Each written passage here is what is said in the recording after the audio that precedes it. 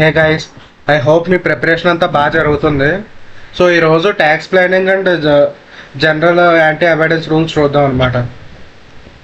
So ఈ tax ప్లానింగ్లో మొత్తం ఇందులో 3 కాన్సెప్ట్స్ ఉన్నాయి కదా: tax planning, tax evasion and tax avoidance. So tax planning ఏంటంటే బేసిక్ అనమాట.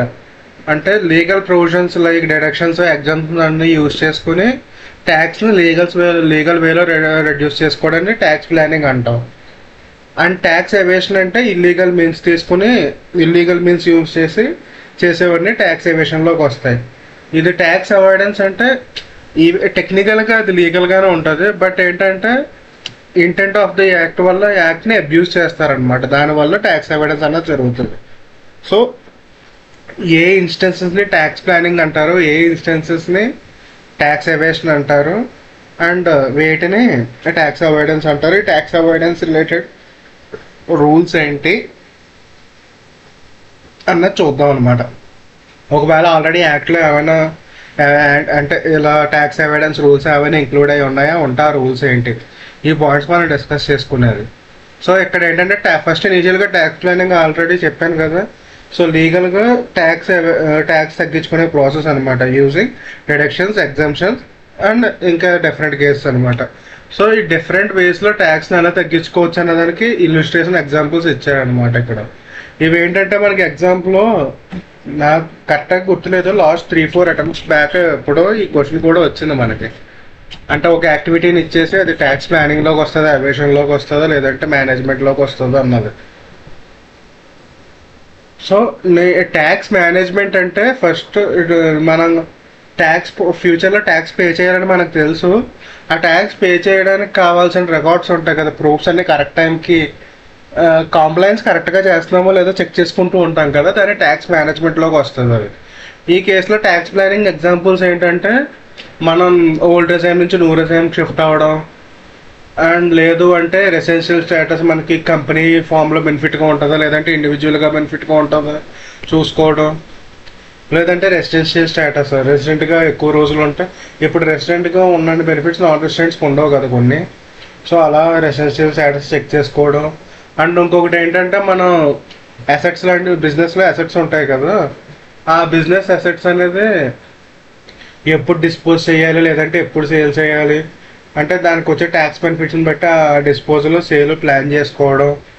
అండ్ ఇంకొకటి సెక్షన్ 35 ADలో మనకి ఇన్వెస్ట్మెంట్ లింక్డ్ డిడక్షన్స్ ఉన్నాయి కదా, అలాంటి డిడక్షన్స్ ఏమైనా క్లెయిమ్ చేసుకునేలాగా ఇన్వెస్ట్మెంట్లు చేయడం, ఇలాంటివన్నీ కూడా ట్యాక్స్ ప్లానింగ్లోకి వస్తాయి అన్నమాట.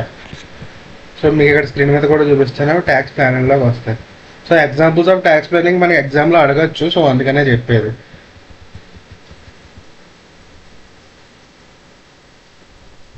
సో ఇవి ట్యాక్స్ ప్లానింగ్ గురించి. Next tax evasion. Tax evasion అంటే ఇది misrepresentation of falsification of data or deceit, అంటే మొన్న ఇన్ఫర్మేషన్ మొత్తం కంప్లీట్గా డిస్క్లోజ్ చేయకపోవడం, అలాంటివి ఏం చేసినా కూడా ట్యాక్స్ ఎవేషన్లోకి వస్తాయి. ట్యాక్స్ ఎవేషన్ సినారియోస్ ఏమేంటి, ఎలా ట్యాక్స్ ఎవేషన్ జరుగుతుంది. సో ఇందులో ఫస్ట్ ఏంటంటే మిస్రిప్రజెంటేషన్ ఆఫ్ ఫ్యాక్ట్స్. అంటే ఒక ఇన్కమ్ని, అంటే ఫర్ ఎగ్జాంపుల్ ఇప్పుడు మనకి ఇన్కమ్ ట్యాక్స్లో PNLలో ఇన్కమ్ ట్యాక్స్ పెయిడ్ అన్నది డిడక్షన్ కింద రాదు కదా. సో మీరు ఏం చేశారంటే ఇన్కమ్ ట్యాక్స్ పెయిడ్ డిడక్షన్ కింద రాకుండా ఉండడానికి అది వేరే ట్యాక్స్ కింద చూపించారనమాట. అది suppression of facts, misrepresentation of facts అవుతుంది కదా. అండ్ ఏంటంటే failure to record investment of books.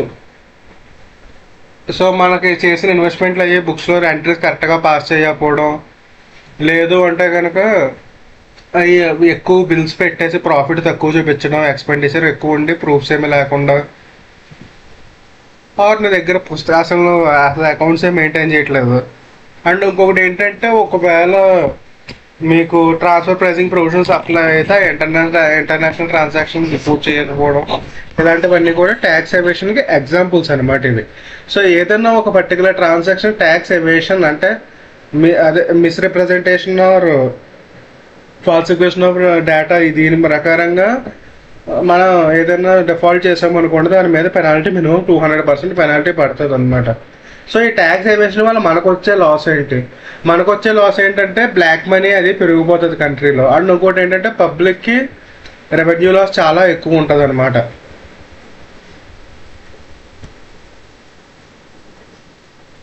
ఇంకొకటి ఏంటంటే ఇది ట్యాక్స్ కొంతమంది అంటే మొత్తం అందరూ ఇలా ట్యాక్స్ ఎవేషన్లో ప్లాన్ చేసుకొని చేయలేరు కదా, కొంతమంది జెన్యున్గా కడుతూ ఉంటారు కదా. వాళ్ళకి ఏంటంటే అది ఇంజస్టిస్ కింద అనిపిస్తుంది. మేము ట్యాక్స్ అన్ని కరెక్ట్గా కడుతున్నాం కదా, మరి వాళ్ళకి అలా కడుతున్నారు, ఇది ఎక్కడ న్యాయం అన్న టైప్లో ఆలోచిస్తారనమాట. ఇలా డిఫరెంట్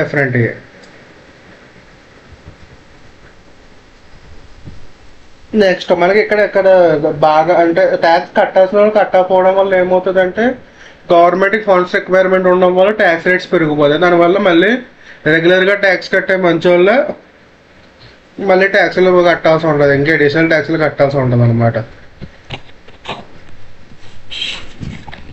సో ఇది నార్మల్గా ఏదైనా ట్యాక్స్ ఎవేషన్ లేకపోతే ఈ ప్రాసెస్ అంతా చెక్ చేయడానికి మనం జనరల్గా ఈ కొన్ని ప్రిన్సిపల్స్ వాడతాం. ఆ ప్రిన్సిపల్స్లో ఫార్మ్ అవర్ సబ్స్టెన్స్ అనమాట. దీని మీద డైరెక్ట్గా ఇలిస్ట్రేషన్ క్వశ్చన్ కూడా ఉంది. ఆ క్వశ్చన్ కూడా చూడండి. అందులో 3 కేసులాస్ ఉంటాయి. 3 కేసులాస్లో ఏం పాయింట్స్ పెట్టారో ఆ పాయింట్స్ నేను మీకు స్క్రీన్ మీద పెట్టేశాను ఇక్కడ. సో ఇందులో ఏంటంటే ఒక ట్రాన్సాక్షన్ అన్నది జెన్యున్గా లీగల్గా ఉంది అంటే దాన్ని ఒక రకంగా రిపోర్ట్ అంటే దాన్ని డైరెక్ట్గా రిపోర్ట్ చేయొచ్చు, లేదంటే ఇంకో ఆప్షన్ ఉందన్నమాట. ఇప్పుడు మనకి ఫర్ ఎగ్జాంపుల్ సెక్షన్ 35 ఐడియా తీసుకోండి, అది ఆప్షనల్ బెనిఫిట్ అనమాట. ఎస్ఎస్సి కావాలంటే 35 ఐడి ఫాలో అవ్వచ్చు, లేదంటే నార్మల్గా ఎక్స్పెండిచర్ రెగ్యులర్గా క్యాలిక్యులేట్ చేసుకొని రెగ్యులర్గా కూడా ఫైల్ చేసుకోవచ్చు కదా. అది ఎలా చూపించినా కూడా ఈ లాలో లీగల్గానే ఉంటుంది కాబట్టి అలాంటి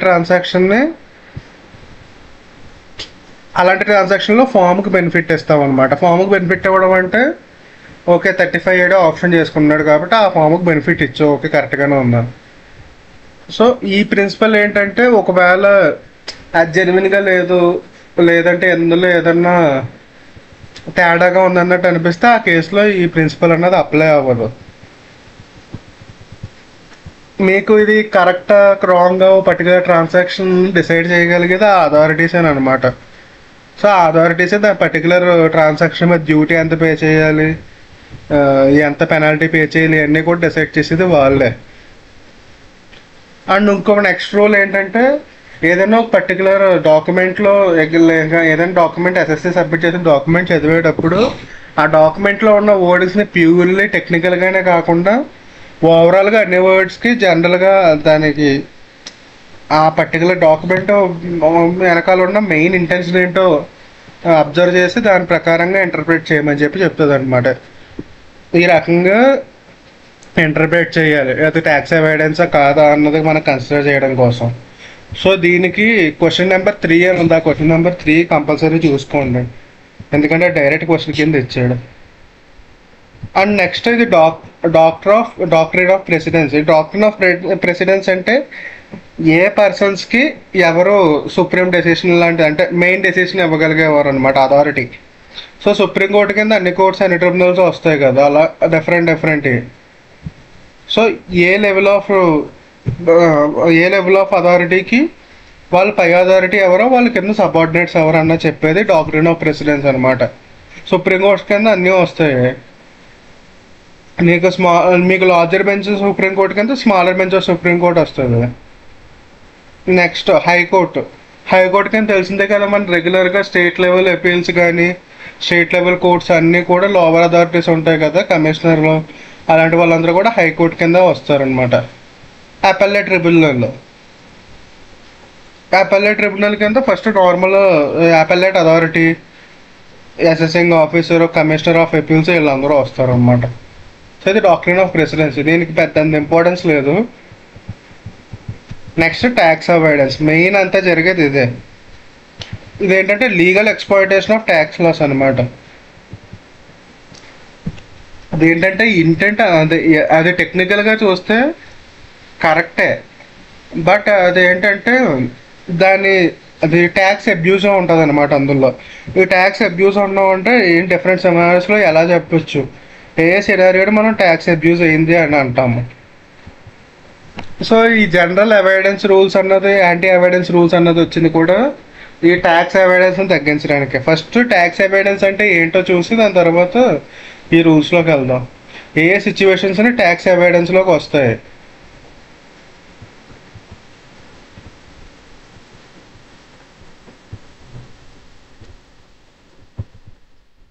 సో ఇది అగ్రిమెంట్ ల్యాక్స్ కమర్షియల్ సబ్స్టెన్స్ అన్నారు కదా, ఈ కేసెస్ అన్నీ కూడా మీకు ట్యాక్స్ అవాయిడెన్స్లోకి వస్తాయి అన్నమాట. ఇందులో డిఫరెంట్ అంటే కొన్ని ట్రాన్సాక్షన్ ఏంటంటే ఇప్పుడు for example first lease back transaction తీసుకుందాం. ఈ లీజ్ బ్యాక్ ట్రాన్సాక్షన్ ఏంటంటే ఈవెన్తో అది అసెట్ సేల్ చేసాడు, మళ్ళీ లీజ్ చేసుకున్నాడు, ఇదంతా అయినా కానీ ఫైనల్గా అల్టిమేట్గా అసెట్గా అయితే ఓనర్ దగ్గర ఉంటుంది కదా. వాడు ఏదో ఫాస్ట్ మ్యానిపులేషన్ కోసము, డిప్రిసియేషన్ మ్యానిపులేషన్ కోసము ట్రై చేసినట్టు కదా యాక్చువల్గా. అంటే నేను ఒక అసెట్ ఇచ్చి మళ్ళీ అది నేను వెంటనే కొనేసుకున్నా అంటే అక్కడ ఏ రేసులో లేకుండా చేసినట్టు కదా ట్రాన్సాక్షన్. అలాంటి కేసెస్ ఉండడం కానీ, లేదు అంటే ఓ పర్టికులర్ అసెట్ కానీ, లేదంటే ఏదైనా ఒక నీ బిజినెస్ కానీ ఎక్కడైనా వేరే కంట్రీలో పెట్టావు, ఆ కంట్రీలో నీ యాక్టివిటీ ఏం చేయట్లేదు, జస్ట్ ట్యాక్స్ బెనిఫిట్స్ వస్తాయని చెప్పి మాత్రం ఆ కంట్రీలో బిజినెస్ పెట్టావు. అండ్ ఇంకోటి ఏంటంటే ఒక అగ్రిమెంట్ చేసుకున్నాం. దీని ఉదాహరణ ఏం తీసుకోవచ్చు అంటే నార్మల్గా రెండు సిస్టర్ కన్సర్న్స్ ఉన్నాయి, అది ఏబి అని అనుకోండి. ఆ కంపెనీ ఏంటంటే నేను నీకు 10 lakhs గూడ్స్ పంపించానని చెప్పి బిల్ వేస్తాను, నువ్వు నెక్స్ట్ మంత్ నాకు 10 lakhs గూడ్స్ అమ్మానని చెప్పి నువ్వు బిల్ వేస్తావు. దీనివల్ల ఏంటంటే ఆర్టిఫిషియల్గా ఇన్కమ్ని ఇన్ఫ్లేట్ చేయడం, లేదు అంటే కనుక ఎక్స్పెండిచర్ ఏదైనా రెడ్యూస్ చేసుకోవడం, అలాంటివి అనమాట. సో అలాంటి అగ్రిమెంట్స్ లాంటివి ఏం చేసినా అది కూడా ట్యాక్స్ ఎవిడెన్స్లోకి వస్తుంది. ఇది మనకి ఎగ్జామ్లో ఈ క్వశ్చన్ కూడా ఇచ్చాడు. Last May 22 attempt, May 23 attempt, నాకు కరెక్ట్గా గుర్తులేదు. ఈ క్వశ్చన్ అయితే ఉంది. అంటే అది అప్పుడు అడిగిన క్వశ్చన్ ఏంటంటే so section 97 commercial substance lacking ఉన్న సిచ్యువేషన్స్ ఏమేంటని అడిగాడు. అందులో ఏంటంటే రౌండ్ ట్రిప్పింగ్. ఈ రౌండ్ ట్రిప్పింగ్ ఏంటంటే అది అసలు ఏ సంబంధం లేకుండా ఒకరి నుంచి ఒకరికి, ఇందాక నేను చెప్పిన ఎగ్జాంపుల్ రౌండ్ ట్రిప్పింగ్ కూడా తీసుకోవచ్చు మీరు. సో ఆ రౌండ్ ట్రిప్పింగ్ వస్తుంది అనమాట. సో ఏదన్నా ఒకవేళ ఇలాంటి పైన పిచ్చి వేసే ట్రాన్సాక్షన్ లాంటివి వేసినట్లకి ఎవడైనా సపోర్ట్ చేస్తున్నాడు అనుకో, ఆ సపోర్ట్ చేసిన ఎంటిటీ కూడా మీకు ట్యాక్స్ ఎవేషన్లో సహాయపడినట్టు అనమాట. ఆ సపోర్ట్ చేసిన ఎంటిటీని బినామీ ఎంటిటీ కింద ట్రీట్ అవుతుంది. ఇది ఏంటంటే నెక్స్ట్ పాయింట్ ఏంటంటే క్రాస్ ట్రాన్స్ఫర్ ట్రాన్సాక్షన్ లాంటివి ఏమి వచ్చినా కూడా అది అలాగే వస్తుంది. దీన్ని సింపుల్గా చెప్పాలంటే మనకి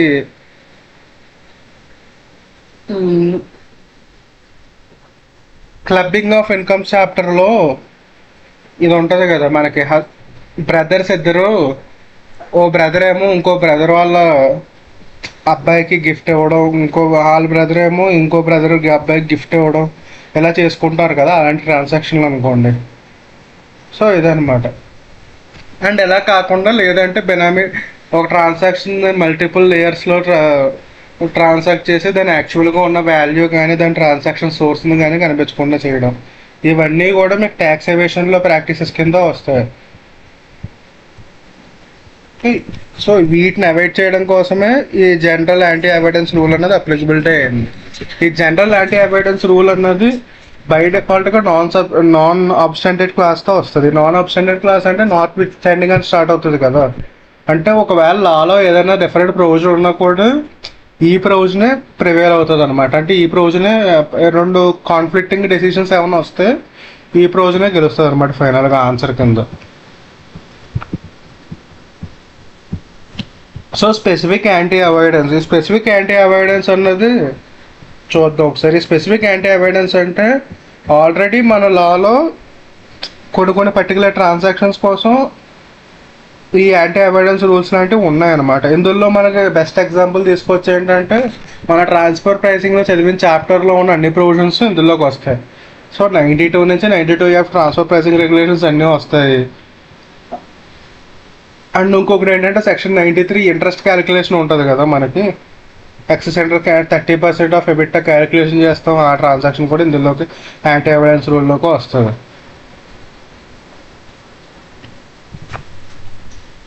సో డీమ్డ్ డివిడెంట్ కానీ సెక్షన్ 48 ఇదేంటంటే మన క్లోజ్ రిలేటివ్స్కి కానీ లేదంటే తెలిసిన పర్సన్స్కి కానీ ఇప్పుడు 10 రూపాయలకి ఇచ్చి వస్తువులు కొనాల్సిన చోట అడిగి 100 రూపాయలు ట్రాన్సాక్షన్ పేమెంట్ చేయడం, అలాంటివి అన్రెజబుల్ పేమెంట్స్ చేయడం దానికి అప్లై అయ్యేది సెక్షన్ 48 అనమాట.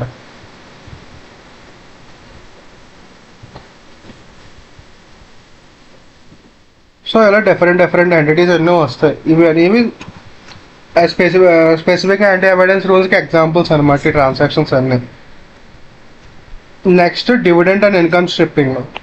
సో ఈ dividend and income stripping transactions అంటే ఏంటంటే ఒక పర్టికులర్ పర్సన్ ఏంటంటే రికార్డ్ డేట్ అంటారు కదా, రికార్డ్ డేట్ అంటే ఆ పర్టికులర్ డేట్లో నువ్వు ఒకవేళ షేర్స్ కానీ సెక్యూరిటీస్ కానీ అంటే యూనిట్స్ కానీ మ్యూచువల్ ఫండ్ యూనిట్స్ కానీ హోల్డ్ చేస్తూ ఉంటే మీకు ఎంత డివిడెంట్ ఇవ్వడం కానీ ఎంత ఇన్కమ్ ఇస్తానని చెప్పడం కానీ చేస్తారు కదా, దాన్ని డివిడెంట్ ఇన్కమ్ స్ట్రిప్పింగ్ అంటారు అన్నమాట. సో ఇందులో ఏంటంటే so particular person record date కంటే 3 months రికార్డ్ డేట్ నుంచి విత్ ఇన్ 3 months అంటే బిఫోర్ 3 months లోపు ఒక షేర్ కొన్నాడు, ఆ షేరు కొన్న తర్వాత మళ్ళీ విత్ ఇన్ 3 monthsకి అమ్మేసాడు, అంటే జస్ట్ డివిడెండ్ ఇన్కమ్ తీసుకుని మిగతాది అమ్మేశాడు అనమాట. సో ఆ కేసులో ఆ డివిడెండ్ ఇన్కమ్ ఎగ్జామ్ట్ అవుతుంది అన్నది రూల్ అనమాట ఇది.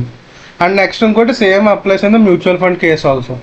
ఈ మ్యూచువల్ ఫండ్ కేసులో ఏంటంటే with in 3 months before record date తీసుకుని ఉండాలి యూనిట్ అన్నది, సేల్ అనేది విత్ ఇన్ 9 months లోపు చేసి ఉండాలన్నమాట. దీన్ని బోనస్ స్ట్రిప్పింగ్ అంటారు, ఐ మీన్ డివిడెండ్ స్ట్రిప్పింగ్. ఈ బోనస్ స్ట్రిప్పింగ్ కూడా సేమ్ కేసు. ఇందులో ఏంటంటే instead of actual payment particular డేట్లో నీకు ఇన్ని సెక్యూరిటీస్ అంటే రికార్డ్ డేట్లో ఇన్ని సెక్యూరిటీస్ మీ చేతిలో ఉంటే ఆ డేట్లో మీకు అలొకేట్ అయిన సెక్యూరిటీస్ అన్నిటిని బోనస్ సెక్యూరిటీస్ కింద వస్తాయి. సో అలాంటి సెక్యూరిటీస్ అన్నది ఎగ్జామ్ట్ అనమాట.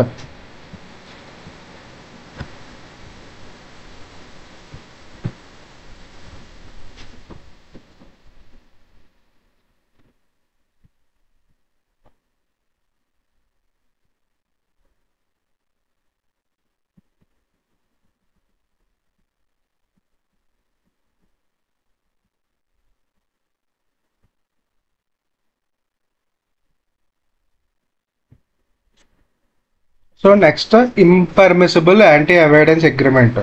సో ఈ అగ్రిమెంట్ ఒక్కసారి 2 marks క్వశ్చన్ కింద కూడా ఇచ్చాడు ప్రీవియస్గా. సో ఇది కంపల్సరీ చూసుకోండి, ఆ 4 టెస్ట్లే ఇంపార్టెంట్ అనమాట ఇక్కడ. సో పర్టికులర్ అగ్రిమెంట్ని ఇంపర్మిసిబుల్ యాంటీ అవాయిడెన్స్ అగ్రిమెంట్ కింద ఎప్పుడు డిక్లేర్ చేస్తారు.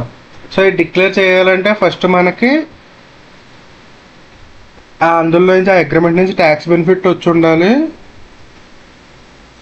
ఆ ట్యాక్స్ బెనిఫిట్ అన్నది ఏదన్నా ఇన్కమ్ ట్యాక్స్లో ప్రొవిజన్స్ని అబ్యూస్ చేసి రావడం వల్ల కానీ, లేదంటే మనం ఇందాక డిస్కస్ చేసుకున్నాం కదా ల్యాక్ ఆఫ్ కమర్షియల్ సబ్స్టెన్స్, అలాంటి ట్రాన్సాక్షన్లు చేయడం వల్ల కానీ, లేదంటే నార్మల్గా రెగ్యులర్గా ఫాలో అవ్వని మెథడ్లో కాకుండా ఒక వింత మెథడ్లో అకౌంటింగ్లు చేయడం, అలాంటివి ఏదైనా చేయడం కానీ, సో ఇలాంటివన్నీ ఉంటాయన్నమాట.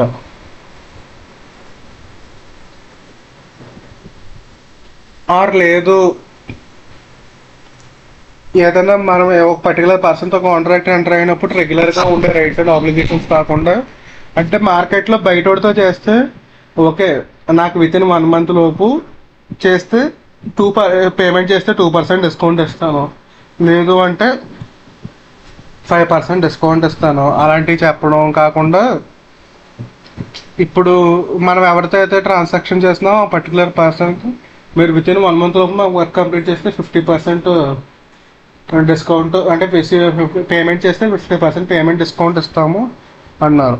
ఇది అన్యాచురల్ కదా, మేము రెగ్యులర్గా డీల్ చేసేది 5% డిస్కౌంట్ డీల్ చేస్తే సడన్గా 50% ఒక పర్టికులర్ పార్టీకి ఇచ్చామంటే అలాంటి ఈ ట్రాన్సాక్షన్లు ఇలాంటి అరేంజ్మెంట్లు ఏమొచ్చినా దాన్ని ఇంపర్మిసిబుల్ అవాయిడెన్స్ అగ్రిమెంట్లు అంటారు అన్నమాట. సో ఒకసారి ఒక్క పాయింట్ మళ్ళీ రిపీట్ చేస్తాను.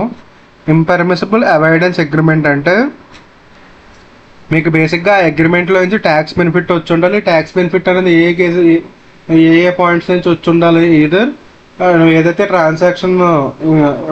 ట్రాన్సాక్షన్లో పార్టిసిపేట్ చేసావో ఆ ట్రాన్సాక్షన్లో కమర్షియల్ సెప్షన్స్ ఏమీ ఉండకూడదు.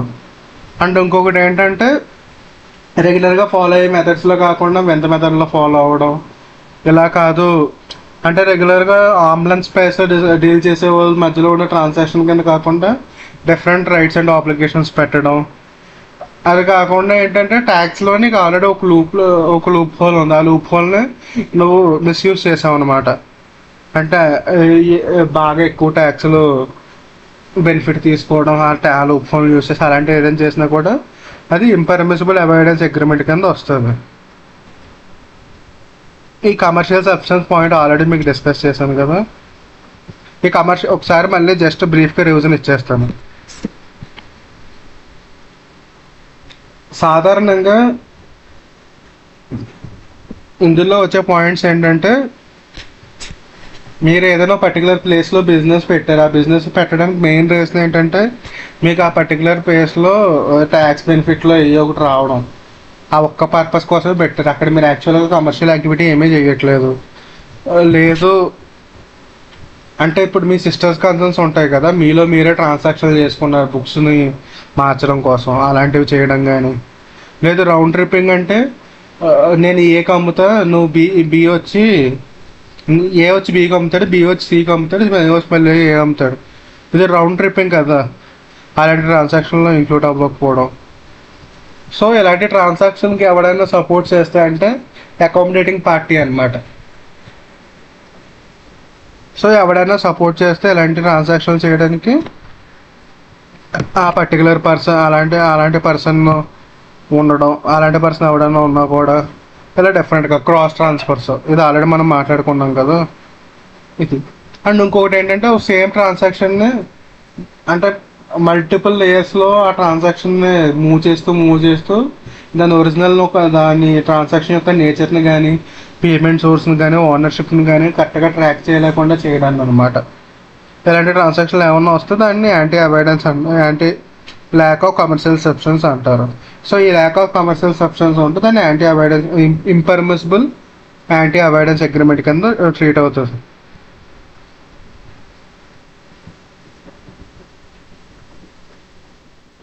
సో ఒకసారి ఇది ఓ పర్టికులర్ ట్రాన్సాక్షన్ ఇంపర్మిసిబుల్ అవాయిడెన్స్ అగ్రిమెంట్ కింద డిక్లేర్ చేసిన తర్వాత ఏం జరుగుతుంది, ఈ అకామిడేటింగ్ పార్టీస్ ఎవరైతే ఉన్నారో అకామిడేటింగ్ పార్టీస్ని బెనామీస్ కింద ట్రీట్ చేస్తారు.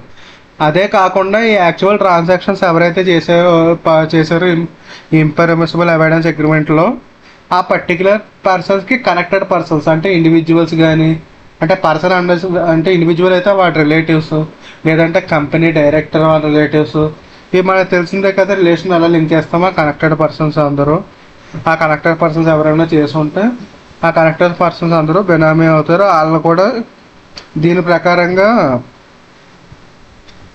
ఒకవేళ ఏదైనా యాక్షన్ తీసుకోవాలనుకుంటే తీసుకోవచ్చు అనమాట. అండ్ నెక్స్ట్ ఇంకోటి ఏంటంటే మీ అగ్రిమెంట్లో ఏదైనా పర్టికులర్ అగ్రిమెంట్ చేసుకున్నారో ఆ అగ్రిమెంట్లో మీరు స్టిపులేట్ చేసిన ఒక కండిషన్ అంటే ఏ కండిషన్ వల్ల అయితే ఇది ఇంపర్మిసిబుల్ అవాయిడెన్స్ అగ్రిమెంట్ కింద మారిందో ఒక కండిషన్ మాడిఫై చేయడం, లేదు అంటే మొత్తం ఆ అగ్రిమెంట్ని క్యాన్సిల్ చేసేయడం, లేదంటే ఓ పర్టికులర్ చేసిన ట్రాన్సాక్షన్ కంప్లీట్గా అవాయిడ్ చేయడం అంటే వాయిడ్ చేసేయడం. అండ్ అలాంటి ట్రాన్సాక్షన్లో వచ్చిన బెనిఫిట్స్ని అందులో ఉన్న పార్టీస్ని మొత్తాన్ని దాన్ని రీడిస్ట్రిబ్యూట్ చేసి కరెక్ట్గా ట్యాక్స్ చేయడం, ఇలాంటివన్నీ చేస్తారనమాట. ఇవి డిఫరెంట్ బెనిఫిట్స్ ఇందులో ఉన్నాయి. So non applicability of general avoidance tax rules. So ఈ జనరల్ అవాయిడెన్స్ యాంటీ అవాయిడెన్స్ రూల్స్లో నాన్ అప్లికబిలిటీ ఏంటంటే ఒక పర్టికులర్ పర్సన్కి వచ్చిన బెనిఫిట్ ఈ అగ్రిమెంట్ నుంచి 3 crores కంటే తక్కువ ఉంది, అప్పుడు ఇది అప్లై అవ్వదు అనమాట, GWR. అండ్ నెక్స్ట్ రూల్ ఏంటంటే అంటే ఫారిన్ ఇన్స్టిట్యూషనల్ ఇన్వెస్టర్ అయ్యి ఉండాలి, ఇండియాలో SSC అయ్యి ఉండాలి, SSC రెసిడెంట్ కాదు, ఇండియాలో SSC అయ్యి ఉండాలి. అంటే ఏంటంటే వాడు ఇండియాలో పెట్టిన షేర్స్లో పెట్టిన ఇన్కమ్ అంతటికి ఆల్రెడీ ముందే కాంపిటెంట్ అథారిటీ పర్మిషన్ తీసుకుని ఉంటాడు అనమాట. ఆ పర్సన్కి ఇది అప్లై అవ్వదు యాంటీ అవాయిడెన్స్ రూల్స్ అన్నది. అండ్ నెక్స్ట్ ఇంకోటి ఏంటంటే యాంటీ అవాయిడెన్స్ రూల్స్ కమిటీ అన్నది 2017లో ఫైనల్ అయింది అనమాట డెసిషన్. సో అంతకుముందు ట్రాన్స్ఫర్ చేసిన ఏ అరేంజ్మెంట్స్ నుంచి వచ్చిన ఇన్కమ్ ఇందులోకి దీనికి అప్లై అవ్వదు అనమాట.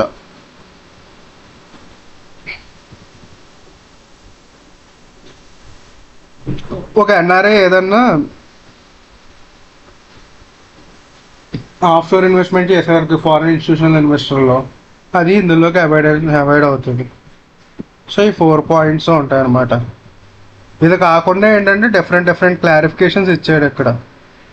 సో అంటే ఈ క్లారిఫికేషన్స్లో క్వశ్చన్స్ మనకి ఎంసీక్యూగా అడిగే ఛాన్స్ ఉంది. అందుకని మొత్తం 10 క్వశ్చన్స్ 11 క్వశ్చన్స్ ఉన్నాయి. ఆ క్వశ్చన్స్ అన్నీ పెట్టాను.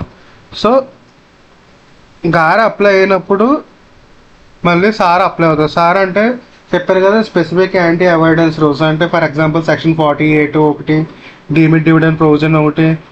సో ఇది అప్లై అయినప్పుడు అది కూడా అప్లై అవుతుందా.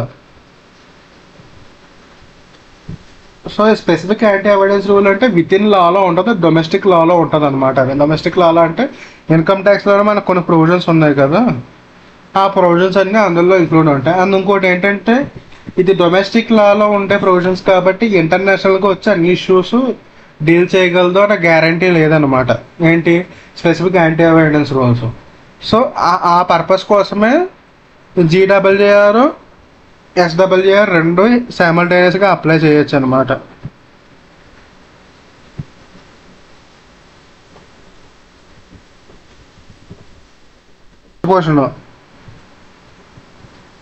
So limitation of benefit clause అంటే మనకి ట్రీటీలో limitation of benefit clause related provision ఒకటి ఉంటుంది కదా. అదేంటంటే ఒక పర్టికులర్ ఎంటిటీకి ఎక్సెస్ బెనిఫిట్ వెళ్ళిపోకుండా ఒక స్పెసిఫిక్ అంటే మనకి ఎస్టీటీఆర్ అని చెప్పి చదివాం కదా ఇంటర్నేషనల్ ట్యాక్సేషన్లో, మినిమం 7% తీసుకోవాలి. ఆ 7% కంటే ఎక్సెస్ ఉంటే ఆ డిఫరెన్స్ ఉన్న పర్సెంట్ ఈ పర్టికులర్ కంట్రీకి వెళ్తుంది. అలా limitation of benefit class apply అవుతుంది కదా. లిమిటేషన్ ఆఫ్ బెనిఫిట్ క్లాస్ అంటే ఒక కంట్రీకి వెళ్ళే అలకేట్ అయ్యే బెనిఫిట్ మొత్తం ఈ పర్టికులర్ లిమిట్ దాటితే వేరే వాళ్ళకి వెళ్తుంది. అలాంటి కండిషన్ ఉంటుంది, దాని లిమిటేషన్ ఆఫ్ బెనిఫిట్ క్లాస్ అంటారు. సో అలాంటి క్లాస్ అప్లై అయినప్పుడు మళ్ళీ ఈ జీడబ్ల్యూఆర్ అప్లై అవ్వడం అవసరమా అన్నట్టు అడిగాడు. So limitation of benefit test అన్నది కరెక్ట్గా పాస్ అయితే ఈ జీడబ్ల్యూఆర్ మళ్ళీ అప్లై చేయాల్సిన అవసరం లేదనమాట.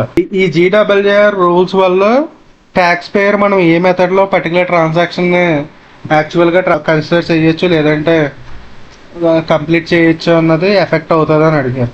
మనకి జీడబ్ల్యూఆర్లో ఏ పర్టికులర్ ట్రాన్సాక్షన్లోనే మీకు ఈ పర్టికులర్ మెథడ్ ఫాలో అవ్వండి, ఇది ఫాలో అవ్వండి అని ఉండదు అనమాట.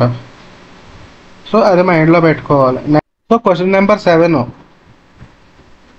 ఏదైనా ఒక ట్రిబ్యునల్ కానీ ఏదైనా ఒక యాక్ట్లో కానీ పర్టికులర్ కోర్టు జడ్జిమెంట్ ఇచ్చింది అనమాట. ఆ జడ్జిమెంట్ ప్రకారం ఆ జడ్జిమెంట్ ఉన్నప్పుడు ఆ పర్టికులర్ జడ్జిమెంట్ మీద ఈ జీడబ్ల్యూఆర్ అప్లై అవ్వదు అనమాట. ఒకవేళ కోర్టు ఏదైనా ఎక్స్ప్లిసిట్గా క్లియర్గా ఈ ట్యాక్స్ ఇంప్లికేషన్ అందులో క్లియర్గా మెన్షన్ చేస్తే ఆ జడ్జిమెంట్లో ఆ పర్టికులర్ కేసుకి జీడబ్ల్యూఆర్ అప్లై అవ్వదు.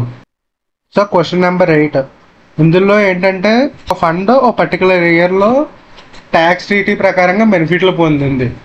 సో అలాంటి కేసు దానికి నెక్స్ట్ ఇయర్లో జీడబ్ల్యూఆర్ ప్రొవిజన్స్ అప్లై అయ్యే ఛాన్స్ ఉందా అన్న. సో మనకేమీ జీడబ్ల్యూఆర్ ప్రొవిజన్స్ మీద క్లియర్గా మెన్షన్ చేసి లేదనమాట, అది ఎలా డీల్ చేయాలి అలాంటి సిచ్యువేషన్ అన్నది. క్వశ్చన్ నెంబర్ 10, ఈ క్వశ్చన్ నెంబర్ 10లో ఏంటంటే జీడబ్ల్యూఆర్ వల్ల నేషనల్ ఇన్కమ్ క్యాలిక్యులేషన్ అంటే నేషనల్ ఇన్కమ్ మీద tax calculation and real expenditure డిసలౌ చేయడం ఇలాంటి ప్రొవిజన్స్ అప్లై అవుతాయని ఉంది. సో జీడబ్ల్యూఆర్ అంటే సెక్షన్ 96 ప్రకారంగా ఏంటంటే ఓ పర్టికులర్ అగ్రిమెంట్ని ఐఏఏ కింద డిక్లేర్ అగ్రిమెంట్ ప్రకారంగా అందులో ఉన్న కండిషన్స్ని ఏమైనా మార్చే ఛాన్స్ ఉందన్నమాట. సో ఆ కాన్సిక్వెన్స్ అన్నీ ఆటోమేటిక్గా అప్లై అవుతాయి, అంటే డిసలౌ చేయడం ఇవన్నీ కూడా ఆటోమేటిక్గా అప్లై అవుతాయి. సో నెక్స్ట్ ఇంకోటి ఏంటంటే జీడబ్ల్యూఆర్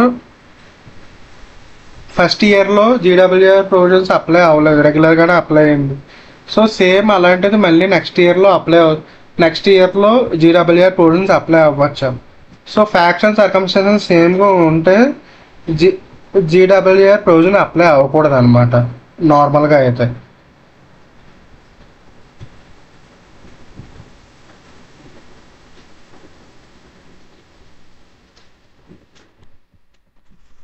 సో ఇది జీడబ్ల్యూఆర్ ప్రొవిజన్స్. మెయిన్గా క్వశ్చన్ నెంబర్ 3 ఒకటి, సెక్షన్ 97 ఒకటి, 98 ఒకటి.